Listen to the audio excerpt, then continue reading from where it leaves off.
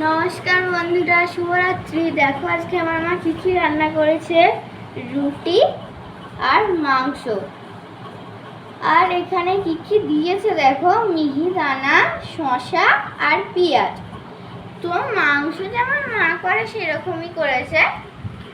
এইবারে আমার মা আজকে অত ঝোল ঝোল করেনি, তবে একটু কষা কষা রেখেছে। দুপুরবেলাও কষা মাংসই খেয়েছি আমরা।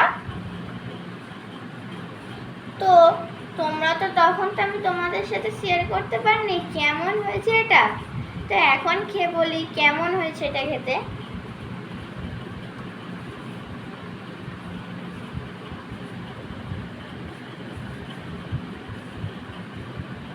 এটা খেতে খুবই সুন্দর হয়েছে।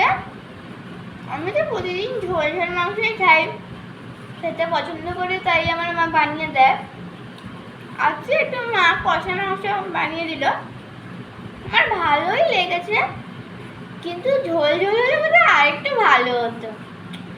তবে তোমাদের যদি আমার আর আমার মায়ের এই ভিডিওগুলো ভালো লেগে থাকে, তাহলে লাইক, কমেন্ট, শেয়ার, আর ইউটিউব থেকে দেখে থাকলে সাবস্ক্রাইব, ফেসবুক থেকে দেখে থাকলে ফলো করবে।